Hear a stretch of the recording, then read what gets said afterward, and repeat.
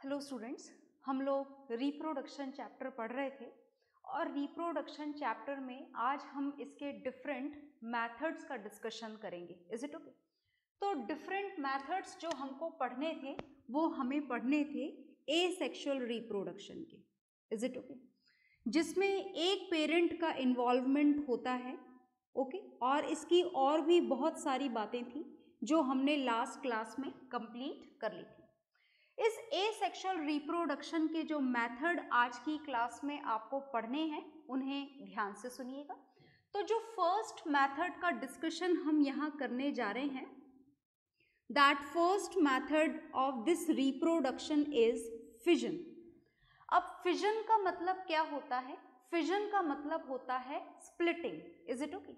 अगर कोई एक चीज किसी भी तरीके से दो हिस्सों में डिवाइड हो जाए तो बाइनरी फिजन, और दो से ज्यादा हिस्सों में डिवाइड हो जाए तो उसे ही मल्टीपल फिजन बोला जाता है। Is it okay? मतलब आपको इस मेथड ऑफ रिप्रोडक्शन में दो तरीके पढ़ने हैं।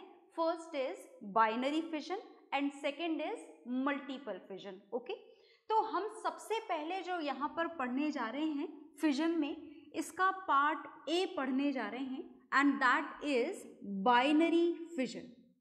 ये जो बाइनरी फिजन है इसका मतलब तो आप अच्छी तरीके से समझ चुके हैं। बाइनरी फिजन का मतलब in which a single organism divide into two new organisms. Is it okay? Divides into two new offsprings. Okay, तो that is known as binary fission. अब बाइनरी फिजन के हमें कुछ नाम याद होने चाहिए कि ये ऑर्गेनिज्म है जिनके अंदर रिप्रोडक्शन बाइनरी फिजन मेथड से होता है। तो देखिएगा, सुनिएगा ध्यान से। ये जो बाइनरी फिजन मेथड है, this is usually applicable for the unicellular organisms. क्या आप यूनिसेल्युलर ऑर्गेनिजम्स का मतलब समझते हैं? मेरे हिसाब से बहुत अच्छी तरीके से समझते होंगे। यूनिसेल्युलर ऑर्गेनिजम्स का मतलब जिनकी पूरी बॉडी में सिर्फ और सिर्फ कितनी सेल होती है? Single cell. उन ऑर्गेनिजम्स को क्या बोला जाता है? यूनिसेल्युलर ऑर्गेनिजम्स बोला जाता है। आगे बात समझ में? तो ये जो यूनिसेल्युलर ऑर्गेनिजम्स हैं, क्या सारे यूनिसेल्युलर ऑर्गेनिज्म में रिप्रोडक्शन फिजन मेथड से होता है? नहीं, ऐसा बिल्कुल भी नहीं है। कुछ पर्टिकुलर यूनिसेल्युलर ऑर्गेनिज्म है जिनमें बाइनरी फिजन से रिप्रोडक्शन कंप्लीट होता है। सुनिएगा उनके नाम, मैं यहाँ पर उनमें से कुछ के नाम मैं यहाँ पर लिखने जा रही हूँ। First is amoeba which is present in water. Next name of this organism in which the reproduction is going to be completed by the binary fission method is paramecium। बहुत ध्यान से सुनिएगा। और एक नाम और मैं आपको बताना चाहती हूँ, this is Leishmania. Is it okay?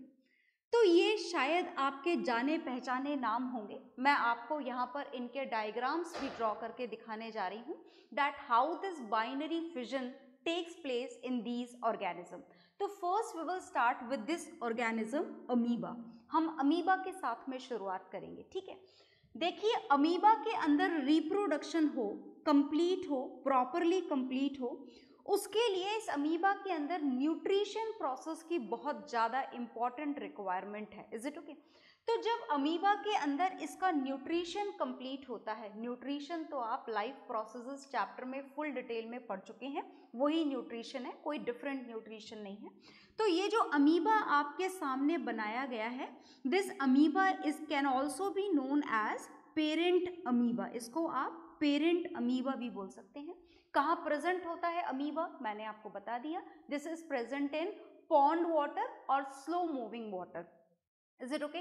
बहुत तेज जो फास्ट मूविंग जो रिवर्स होती हैं वहां पर ये ऑर्गेनिज्म अमीबा हमको देखने को नहीं मिलता है। Is it okay? तो this is a very simple parent amoeba जिसका डायग्राम आप चाहे जैसे बना सकते हैं। इरेगुलर शेप की बॉडी होती है इसकी, कोई डिफाइंड शेप इसका नहीं होता है।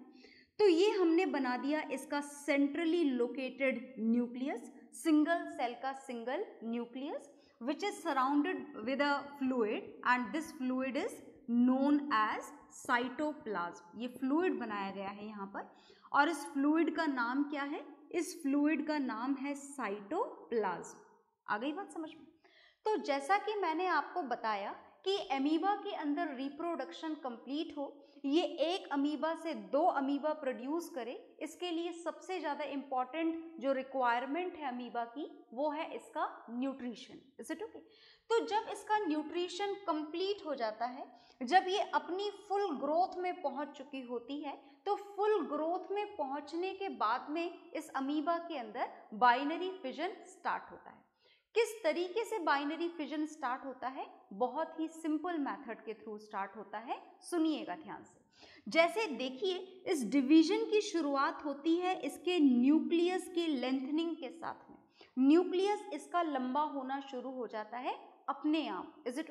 और न्यूक्लियस के जिस तरह से आपको 2 स्प्लिटेड हिस्से यहाँ पर दिखाई दे रहे हैं, each and every part of the nucleus will be having some surrounded cytoplasm around it. इसके चारों तरफ अपना अपना, जैसे इस न्यूक्लियस का थोड़ा साइटोप्लाज्म इसके चारों तरफ, और इस न्यूक्लियस का थोड़ा साइटोप्लाज्म दूसरे वाले न्यूक्लियस के चारों तरफ इकट्ठा होना शुरू हो जाता है। तो this is the starting of the production of 2 daughter cells of amoeba. Is it okay?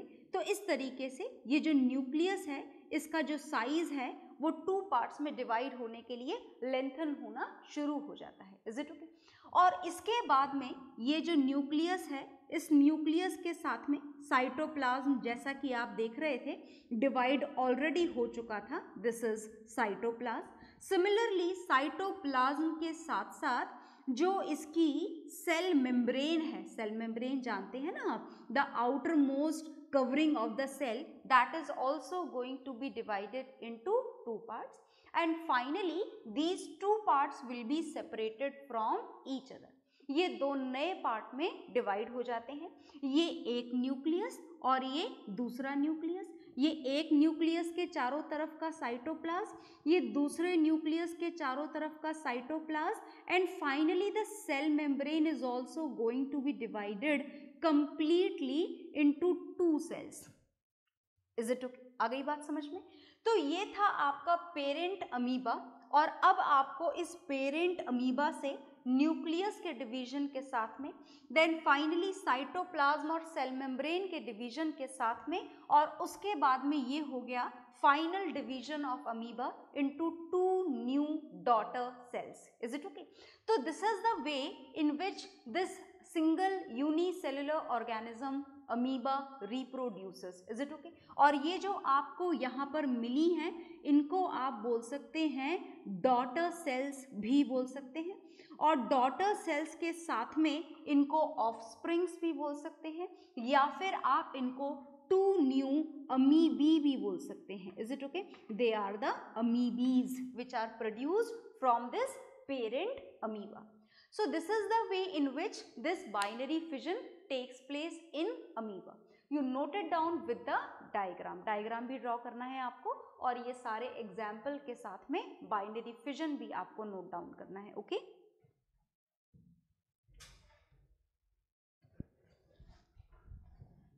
हाँ जी, तो आई होप आपने नोट डाउन कर लिया होगा. तो ये आपने देखा अमीबा में होने वाला बाइनरी फिजन. तो ये बाइनरी फिजन क्या सब में एक ही तरीके से होता है? जैसे आपने देखा अमीबा बनाने के लिए आपको कोई स्पेशल ड्राइंग की ज़रूरत नहीं थी, as it doesn't have a proper regular shape. इसकी बॉडी का कोई शेप होता ही नहीं है, जैसा आपकी मर्जी हो इर्रेगुलर शेप आप इसका बना सकते हैं. Now we will discuss for Leishmania also. हम लेशमैनिया के लिए भी डिस्कशन करेंगे इसका. We are not at all going to draw each and every diagram for it. सारे डायग्राम तो हम नहीं बनाएंगे अमीबा की तरह, पर हाँ थोड़ा सा डिस्कशन हम ज़रूर करेंगे. तो सुनिएगा, now we are going to discuss for the Leishmania. ये जो लेशमैनिया होता है ये भी क्या है? This is also a unicellular organism, also found exactly same as that of the amoeba, that means in pond water और slow moving water, दोनों में से किसी भी जगह पर ये मिल सकता है. और एक बात और सुनिएगा, जो बीमारी आपने सुनी होगी, एक बहुत ही कॉमन जो आपने नाम सुना होगा अपनी बुक्स में, दैट इज ब्लैक फीवर, जिसे हिंदी में काला ज्वर भी बोला जाता है. तो उस ब्लैक फीवर के लिए जो ऑर्गेनिज्म रिस्पॉन्सिबल है that is Leishmania. Is it okay? अब इसमें किस तरीके से रिप्रोडक्शन होता है? By the same method of binary fission. तो फिर हम इसका डिस्कशन क्यों कर रहे हैं? As we already did it for the amoeba, only one difference is there, एक छोटा सा डिफरेंस है जिसके कारण से हम इसका डिस्कशन कर रहे हैं। देखिएगा, ये है लीशमैनिया का structure which is also a unicellular organism, और ये है इस यूनिसेल्युलर ऑर्गेनिज्म का न्यूक्लियस। तो एक खास बात जो इसके डिवीजन में होती है बाइनरी फिजन में, कि अमीबा एक इरेगुलर शेप बॉडी है, किसी भी तरीके से उसका बाइनरी फिजन हो सकता है, किसी भी तरीके से लॉन्गिट्यूडिनली, हॉरिजॉन्टली, किसी भी तरीके से हो सकता है। But when we are going to discuss this binary fission for this Leishmania, then it only divides according to this hair-like projections which is present in this particular side longitudinally. So always the binary fission takes place in this leishmania only longitudinally. कैसा classification होगा इसके अंदर? सिर्फ और सिर्फ longitudinal division होगा इस leishmania के अंदर। ओके, तो ये आपने देखा binary fission method of reproduction। अब ये जो फिजन है, जैसा कि मैंने आपको बताया कि इस फिजन के दो टाइप होते हैं। अगर एक ही न्यूक्लियस दो हिस्सों में डिवाइड हो, दो डॉटर सेल में डिवाइड हो, तो उसे बाइनरी फिजन बोला जाता है। और एक साथ अगर ढेर सारे न्यूक्लियस बन जाएं तो उसे मल्टीपल फिजन बोला जाता है।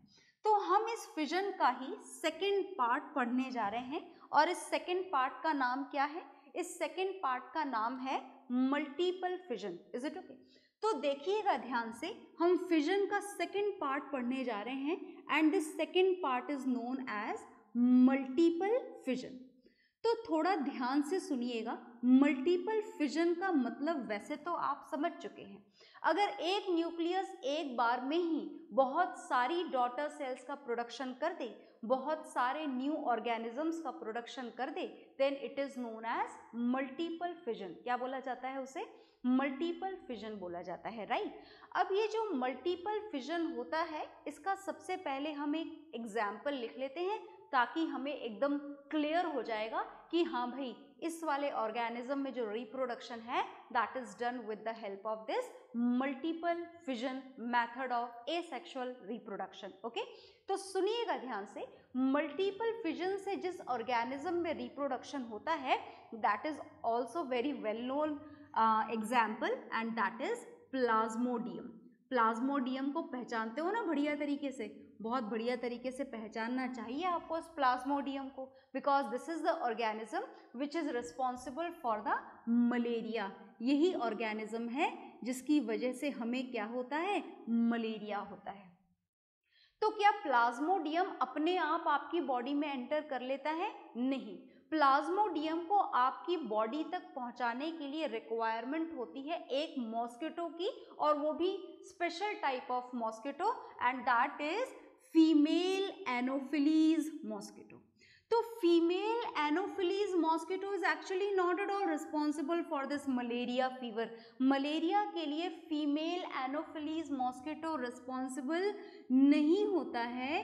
कौन रिस्पॉन्सिबल होता है? ये बहुत ही छोटा सा क्यों बोल रहे हैं हम इसको? Because this is also a unicellular organism.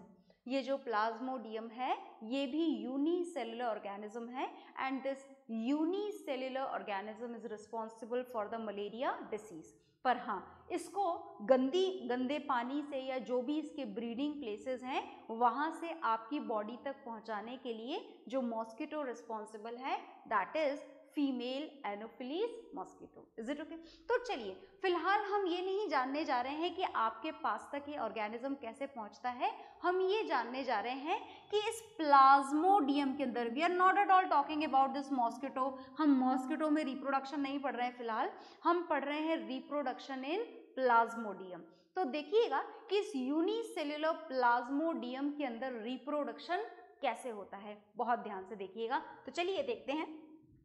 ये आपने बनाया प्लाज्मोडियम ऑर्गेनिज्म, और ये यूनिसेल्युलर ऑर्गेनिज्म है। तो यूनिसेल्युलर ऑर्गेनिज्म का मतलब ये आपने बना दी इसके अंदर सिंगल सेल। देखिए बात ऐसी है कि अभी रिप्रोडक्शन स्टार्ट नहीं हुआ है. This is the normal single cell है in which this centrally located nucleus is present which is surrounded with the same fluid known as cytoplasm. क्या बोला जाता है इस फ्लूइड को? साइटोप्लाज्म. अब खास बात ये है इस प्लाज्मोडियम की कि जैसे ही अनफेवरेबल कंडीशंस होती हैं, कैसी कंडीशंस होती हैं? अनफेवरेबल. अब देखिए ये अनफेवरेबल कंडीशंस का क्या मतलब होता है? कौन सी कंडीशंस को अनफेवरेबल कंडीशंस बोला जाए?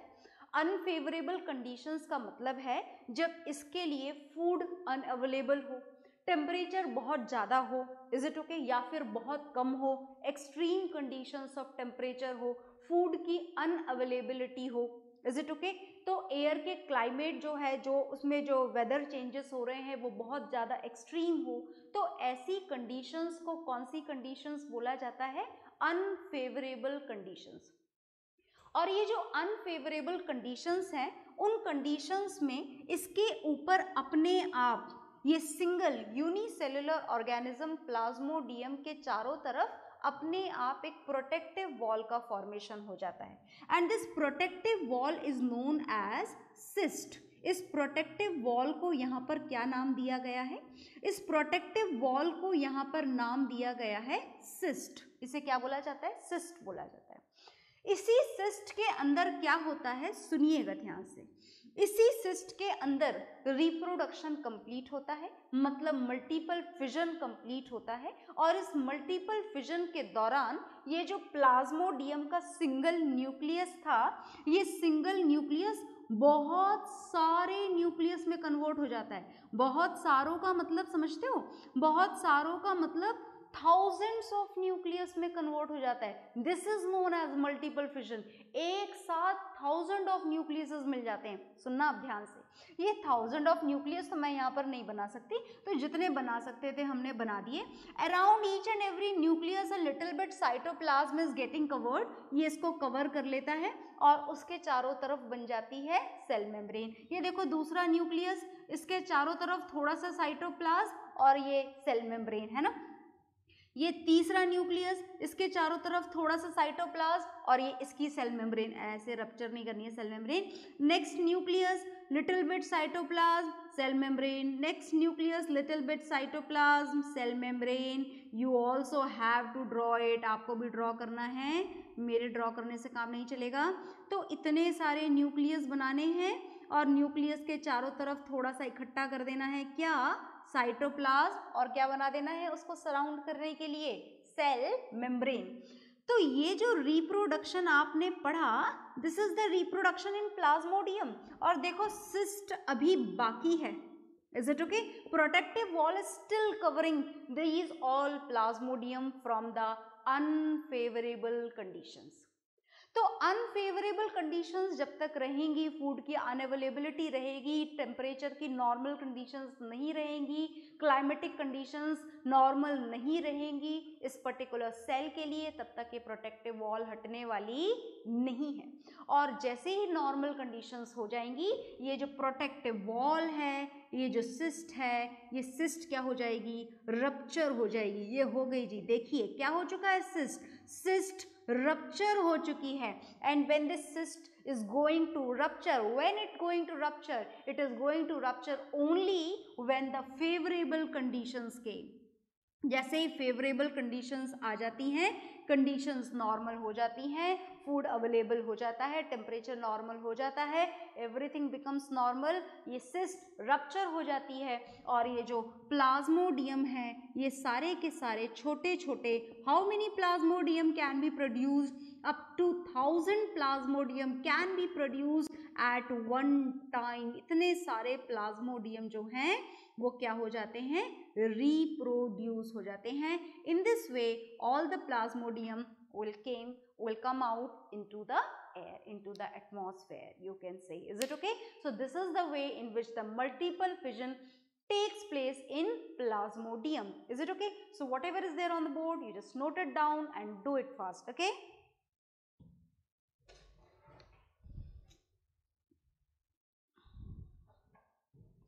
हाँ जी, तो आई होप आपने लर्न कर लिया होगा, और लर्न तो अभी नहीं किया होगा, नोट डाउन जरूर कर लिया होगा। तो हम एसेक्सुअल रिप्रोडक्शन के मेथड पढ़ रहे हैं, and the first method of asexual reproduction is done. पढ़ लिया है जी हमने, फिजन भी पढ़ लिया है और मल्टीपल फिजन भी पढ़ लिया है, और अब हम पढ़ने जा रहे हैं second method of asexual reproduction. Asexual reproduction is that reproduction in which only one parent is involved, no reproducing cells are involved, and less variations are produced in the offsprings from their parents. Is it okay? That means you can say offsprings are almost similar to their parents, all are almost identical to their parents, right? तो चलिए हम second method पढ़ने जा रहे हैं। किसका second method हम पढ़ने जा रहे हैं? लो जी, बिग लिख देते हैं हम, so that it becomes very clear to you that we are going to learn the second method of asexual reproduction. So listen to me very carefully, as these methods are very unique. बिल्कुल different methods हैं, पुराने में और नए में कोई connection नहीं है। तो हम सेकेंड मैथड पढ़ने जा रहे हैं, देखिएगा ध्यान से। And this second method of asexual reproduction is budding. ये बडिंग जो मेथड है, इसमें प्रोडक्शन किसका होता है? इसमें प्रोडक्शन होता है बड का। अब ये बड क्या होता है? देखिए, किसी भी ऑर्गेनिज्म में से अगर छोटा सा ऑर्गेनिज्म बाहर निकल आए तो उसे क्या बोला जाता है? उसे बोला जाता है बड। क्या बोला जाता है? उसे बड बोला जाता है। तो अब हम पढ़ने जा रहे हैं बडिंग मेथड से होने वाला रिप्रोडक्शन। इस बडिंग मेथड से रिप्रोडक्शन छोटे छोटे सिंपल मल्टी सेलुलर ऑर्गेनिज्म में भी हो सकता है, और छोटे मोटे यूनिसेलुलर ऑर्गेनिज्म में भी हो सकता है। तो first we are going to know the method of budding reproduction for a very simplest multicellular organism, and that is hydra. Is it okay? तो हम इस budding से जो रिप्रोडक्शन पढ़ने जा रहे हैं वो किसके अंदर पढ़ने जा रहे हैं? वो हम पढ़ने जा रहे हैं हाइड्रा के अंदर। और हाइड्रा एक कैसा ऑर्गेनिज्म है? हाइड्रा एक सिंपलेस्ट मल्टी सेल्यूलर ऑर्गेनिज्म है। कैसा ऑर्गेनिज्म है? Simplest multi cellular organism. Simplest का मतलब क्या है? यहाँ पर मल्टी सेल्यूलर ऑर्गेनिज्म का मतलब क्या है? देखो, मल्टी सेल्यूलर ऑर्गेनिज्म का मतलब 2 और मोर सेल्स आर प्रेजेंट, है ना? वो बात तो ठीक है, पर ऐसा नहीं है कि बहुत बढ़िया बढ़िया डेवलप्ड ऑर्गेन है, बहुत बढ़िया टिश्यू लेवल ऑफ ऑर्गेनाइजेशन है। Not like that. This is a simplest multi cellular organism, hydra. तो देखिएगा, ये जो हाइड्रा है ये कुछ ऐसा दिखता है। इर्रेगुलर सी बॉडी होती है इसकी, ये माउथ, और ये माउथ के ऊपर ये जो बने हुए हैं structure, these are the tentacles. क्या बोला जाता है इनको? इनको बोला जाता है टेंटेकल्स। ये टेंटेकल्स हैं। तो ये हमने बनाया है सिंपलेस्ट मल्टी सेल्यूलर ऑर्गेनिज्म, और इसका नाम भी लिख दिया है हाइड्रा। Is it okay? तो देखिएगा, इसका नाम मैंने आपको बताया, इसको बोला जाता है टेंटेकल्स। अब इस हाइड्रा के अंदर ये बडिंग मेथड से रिप्रोडक्शन कैसे होता है उसको जानने के लिए हमें सबसे पहले जानना है कि आखिर ये बड क्या होता है। तो बड के बारे में मैंने आपको बताया था कि किसी भी ऑर्गेनिज्म से अगर स्मॉल आउटग्रोथ निकलना शुरू हो जाए then it is known as bud. Okay, तो देखिएगा, हाइड्रा में भी कुछ ऐसा ही होता है। ये छोटी सी आउटग्रोथ डेवलप होना शुरू हो जाती है। अब ये जो आउटग्रोथ यहाँ पर डेवलप हुई है धीरे धीरे, इसी आउटग्रोथ पर, ये तो हम जो बना रहे हैं ये तो पेरेंट हाइड्रा है। पेरेंट हाइड्रा का मतलब समझ गए ना? Through which new hydra is going to reproduce, through which new hydra, which can also be known as new offspring, is going to reproduce. Is it okay? ये जो attach बड यहाँ पर प्रोड्यूस हुआ था, actually this is the only new offspring which is going to reproduce through this parent hydra. Is it okay? थोड़े समय के बाद में इसमें माउथ और टेंटेकल्स ये सब डेवलप हो जाते हैं। And after the complete formation of this hydra, जैसे ही इसकी ग्रोथ कंप्लीट हो जाए, इसका फॉर्मेशन कंप्लीट हो जाए, इसके कंप्लीट फॉर्मेशन के बाद में ये जो न्यू हाइड्रा है ये यहाँ से क्या हो जाता है, जिससे अटैच था पेरेंट हाइड्रा से उससे अलग हो जाता है and in this way new hydra reproduces. ये न्यू हाइड्रा का क्या हो गया, रिप्रोडक्शन हो गया। सो this is the method of budding. आप हाइड्रा को नोट डाउन कर लीजिए।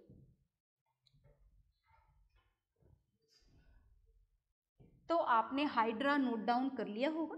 इस हाइड्रा में आपने देखा कि इस तरीके से बडिंग मेथड से रिप्रोडक्शन इसमें कंप्लीट होता है। हाइड्रा के अलावा जो हमें देखना है एक और बडिंग मेथड से reproduction, that is in yeast. हम यीस्ट में भी रिप्रोडक्शन देखने जा रहे हैं। सुनिएगा ध्यान से कि आखिर यीस्ट के अंदर ये बडिंग मेथड से रिप्रोडक्शन कैसे होता है। अगर यीस्ट की कैटेगरी आप जानना चाहें कि ये एनिमल है या प्लांट है, तो सुनिएगा, इसे प्लांट की कैटेगरी में काउंट किया जाता है, प्लांट की कैटेगरी में काउंट किया जाता है यीस्ट को। Is it okay? अब सुनिएगा ध्यान से, ये बनाया आपने यीस्ट और ये बनाया आपने इसका न्यूक्लियस। अब इसमें भी बड का फॉर्मेशन होता है। बड का फॉर्मेशन कैसे होता है? ये न्यूक्लियस के चारों तरफ हमने क्या बना दिया, हमने बना दिया साइटोप्लाज्म। जैसे ही फेवरेबल कंडीशन मिलती है, ये न्यूक्लियस एक छोटे से न्यूक्लियस में अलग से डिवाइड हो जाता है। ये अपने चारों तरफ यहाँ पर क्रिएट कर लेता है क्या, साइटोप्लाज्म, और इसके चारों तरफ ये इस तरीके से बड का फॉर्मेशन हो जाता है। So this is the method of budding. This is the way of budding in which, through which this yeast is going to reproduce. पर इसमें रिप्रोडक्शन की ये जो स्पीड है, ये जो बडिंग मेथड की स्पीड है, ये इतनी फास्ट होती है कि ये जो न्यू यीस्ट प्रोड्यूस हुआ है, ये जो न्यू ऑफस्प्रिंग प्रोड्यूस हुआ है, ये यहाँ पर अपने ही साथ में एक और बड का प्रोडक्शन कर लेता है। इस तरीके से यहाँ पर एक चेन बनती चली जाती है, बड के ऊपर बड के ऊपर बड। इस तरीके से ये यीस्ट में बहुत सारे बड का एक साथ फॉर्मेशन हो जाता है और जैसे ही ये सारे मैच्योर होते हैं, कंप्लीट होता है इनका फॉर्मेशन, वैसे ही ये सारे अलग अलग अपने अलग अलग न्यूक्लियस, साइटोप्लाज्म और सेल मेम्ब्रेन के साथ में सेपरेट हो जाते हैं और एक साथ बहुत सारी यीस्ट की सेल्स का फॉर्मेशन हो जाता है। So this is the method of budding through which reproduction takes place in yeast. Is it okay? आप इसको भी नोट डाउन कर लीजिए।